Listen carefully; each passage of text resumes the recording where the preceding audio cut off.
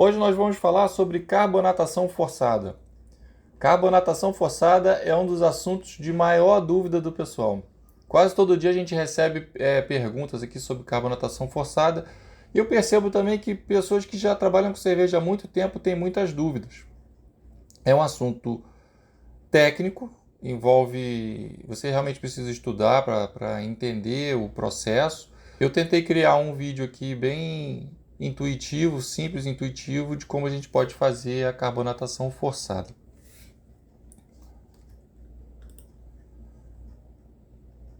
Bom, existem muitos vídeos na internet sobre carbonatação forçada. É, Cada canal tenta explicar do seu jeito, para o seu público, da maneira mais simples, né, que a pessoa possa fazer. Tem um canal que é o canal do Jamal, chama Beer School. O Beer School é um canal que se propõe a fazer uma abordagem técnica profunda e científica dos assuntos cervejeiros. Então eu usei como uma referência máxima assim, de carbonatação forçada e expliquei, vou tentar explicar aqui o que eu entendi da minha maneira, baseado no que eu li e no que eu tenho de experiência. O Jamal, ele é doutor em engenharia química na área de processos químicos e bioquímicos, é professor adjunto da Universidade Federal do Paraná e coordenador do curso de engenharia. Tem uma série de vídeos no canal do Jamal que aborda a carbonatação forçada em profundidade, dados científicos, equações, todo tipo de coisa, para dar suporte ao entendimento sobre carbonatação forçada. Eu vou fazer a explicação aqui tomando como base alguma das coisas que ele falou, explicando de uma maneira mais acessível à maioria das pessoas e usando como referência. Mas todos os links estão na descrição do vídeo e vocês vão usar como referência. Para fazer a carbonatação forçada, você vai precisar obrigatoriamente de um recipiente que seja pressurizável. O keg é disponível em 4 opções, de 10 e de 5 litros, transparente ou âmbar. O keg é feito de um plástico especial que permite a carbonatação forçada. E aproveitando, entrando nesse link da carbonatação forçada, eu destaco aqui um teste que nós fizemos no CETEA, que é um centro de tecnologia especializado nesse tipo de embalagem e fazer testes de fadiga. Então, nós pressurizamos o keg até o seu limite, até o limite de rompimento, e no de 5 litros teve uma média de 13,3 bar de pressão. É muita pressão. O de 10 litros da mesma forma. A média do de 10 litros foi 13,2 bar de pressão. O que nos dá muita segurança, porque a recomendação do manual e a recomendação de utilização do keg é de apenas 1 bar de pressão. E a gente vai demonstrar isso mais à frente com a ajuda da planilha de carbonatação forçada. Além do barril keg, além do barril pressurizável, você vai precisar de um cilindro de CO2, de um regulador de pressão, porque nós precisamos injetar a quantidade exata de CO2 que a gente precisa, de acordo com o objetivo de carbonatação que a gente quer, e tubos e conexões para poder conectar o cilindro ao barril. Um pouquinho da teoria, pontos importantes que a gente tem que estar ciente e entender. Um deles é a cinética. A cinética é como se processa esse efeito e ela está relacionada à velocidade da dissolução do CO2 no líquido. O CO2 ele se dissolve no líquido.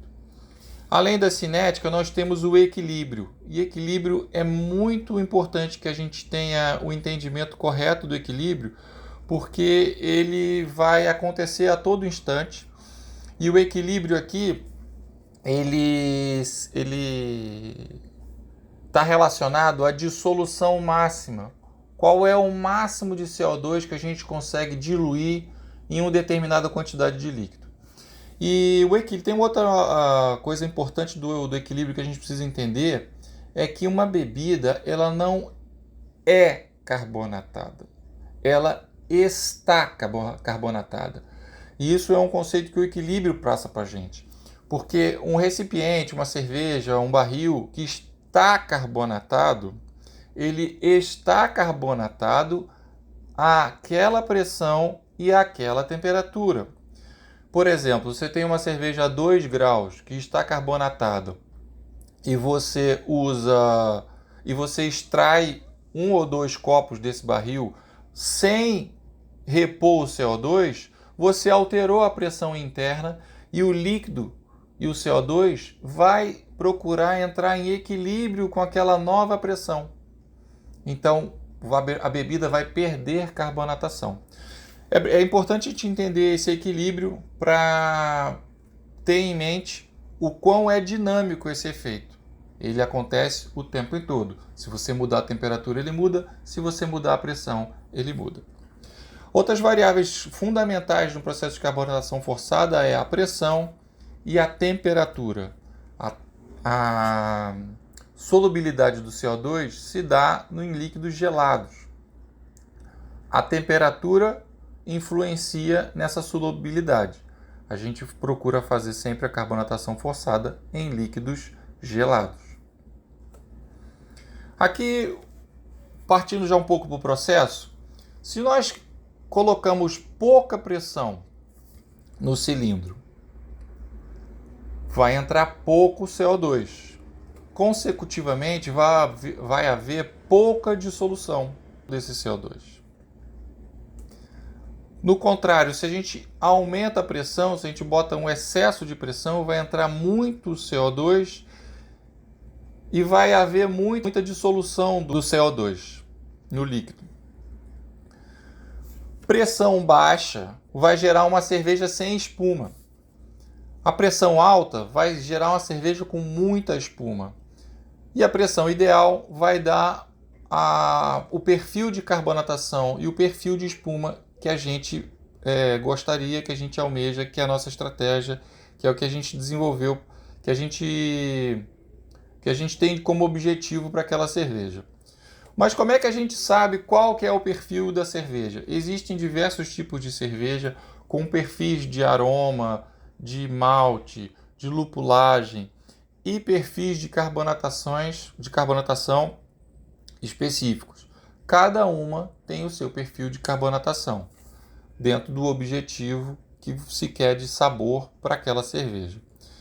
Então, para que a gente tenha uma base de apoio e com as medidas e com o estabelecimento dos padrões das cervejas, foi criada uma tabela de carbonatação forçada que nos auxilia nessa carbonatação. Essa tabela relaciona a pressão com a temperatura. E o que você está vendo aí colorido, que é esse azul, o cinza, o verde, o amarelo e o verde, está relacionado com o tipo de cerveja que você quer. Então, o que está em azul clarinho são cervejas cerveja com pouca carbonatação. As stouts e as porters, o cinza, e a maioria das cervejas, as lagers, ales, ambers, estão aqui na faixa verde do gráfico. Ales bastante carbonatadas, cerveja de trigo e outras variedades, amarelo, e o vermelho, cervejas com excesso de carbonatação, muito fora dos padrões. Como é que funciona? Na parte de cima tem a pressão em PSI e kgf por centímetro quadrado, que é uma medida muito próxima do bar. E ao lado tem a temperatura em Celsius. Então, como é que a gente usa? Vamos supor que eu queira fazer uma carbonatação da minha cerveja a 0,99 bar, o equivalente a 14 PSI. E que minha cerveja está a 5 graus, que para se beber uma cerveja já está assim quente, né? Então, fazendo uma relação aqui na planilha, nós encontramos 2,60 volumes de CO2. Está aqui no verde. Verde é a maioria das cervejas, lagers e ales. Se estiver dentro do seu objetivo de carbonatação, essa é o padrão que você tem que seguir. Se a sua cerveja está a 5 graus, você tem que botar 0,99 bares de pressão. E aqui é o que a gente fala sempre. No nosso manual a gente colocou que o keg tem que ser utilizado com um bar. Mas esse 1 bar ele é relativo, porque você tem que ter em mente também qual é o objetivo de carbonatação que você deseja. Porque a gente acabou de demonstrar aqui com o auxílio da tabela de carbonatação que com 5 graus a cerveja e 1 bar de pressão ela vai alcançar 2,6 volumes de CO2. É o limite da tabela para a maioria das cervejas. Pode ser que fique um pouco carbonatada para o seu paladar, de repente você pode trabalhar com menos carbonatação. Então não existe nenhuma razão para você colocar mais do que 1 bar de pressão no keg.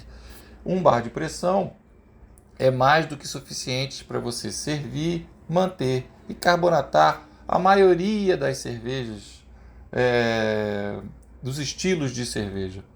Então, essa planilha nos ajudou a demonstrar por que a gente reforça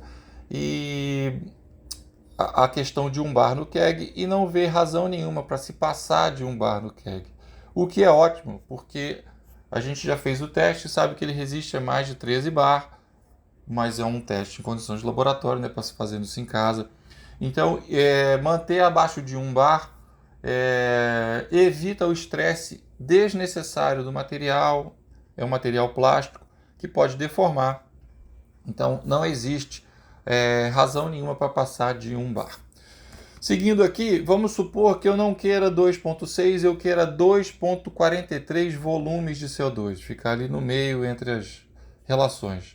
Mantendo os mesmos 5 graus, eu tenho agora, a planilha me diz que eu só precisaria de 0,85 bar de pressão para conseguir esse objetivo de carbonatação. Veja, não preciso nem de 1 bar, é menos do que 1 bar. Mas como há uma grande chance das cervejas estarem mais baixas, a temperatura estar mais baixa do que isso, por exemplo, 2,2 bar, a gente teria ali por volta de 2,38 de objetivo de carbonatação. A planilha nos mostra que a gente precisa só de 0,63 bar de pressão para alcançar esse perfil de carbonatação. Veja, isso é muito dinâmico. A temperatura influencia, a pressão influencia. Então essa planilha é um grande suporte para a gente ter como base e fazer uma correta carbonatação da cerveja dentro do perfil de carbonatação que a gente deseja. Seguindo aqui, uma coisa que é muito importante a gente falar e trazer o entendimento do que significa volume de CO2. Tomando como base aqui um keg de 5 litros, imaginando que ele está cheio e já está carbonatado a 2,5 volumes de CO2 e mantidas aqui as condições de temperatura. Se fosse possível eu extrair todo o CO2 que está nesse keg de 5 litros com a cerveja carbonatada, existe CO2 ali suficiente para encher 2 volumes de kegs iguais, 5 litros, e meio. Então, o CO2, se eu conseguisse extrair de dentro desse keg, ele encheria 2 kegs e meio. 2 kegs de 5 litros e meio. Entendeu o que seria, então, a dimensão do que é volumes de CO2? Todo esse volume de CO2 está dissolvido dentro do keg. Então, atenção, não confunda. PSI e bar não é volume de CO2. São coisas diferentes. Falando um pouquinho do processo, nós temos então a carbonatação lenta e a rápida. Na carbonatação lenta, e considerando aqui que a gente colocou a pressão ideal, existe uma pouca área de contato do líquido com o CO2. Só a linha da cerveja é o único contato que o CO2 tem com o líquido. Então é uma área de contato muito baixa e essa transferência, essa dissolução do CO2 ocorre muito lentamente. Então é uma carbonatação demorada. Vai acontecer da mesma forma, mas ela é lenta. O processo de carbonatação rápida é diferente. A gente tem a mesma pressão, o mesmo recipiente, a mesma bebida, só que nós fazemos a agitação do líquido. Quando você agita o líquido, o CO2 consegue entrar em contato com todo o líquido, né? Porque você está agitando e o líquido está se mexendo dentro do recipiente. O que aumenta a área de contato do CO2 com o líquido, permitindo assim uma carbonatação muito mais rápida.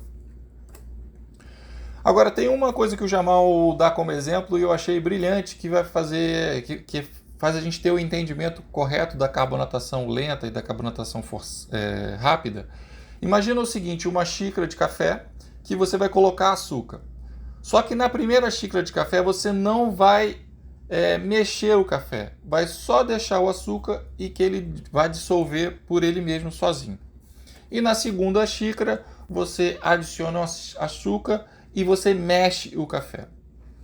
Claro que no segundo café vai ocorrer a dissolução do açúcar muito mais rápida, porque você está fazendo o açúcar entrar em contato com mais partes do líquido, né?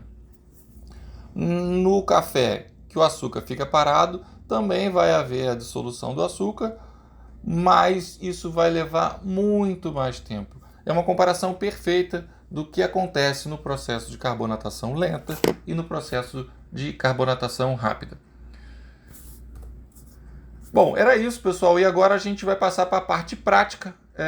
Eu vou fazer uma carbonatação e vou mostrar para vocês como é que eu faço.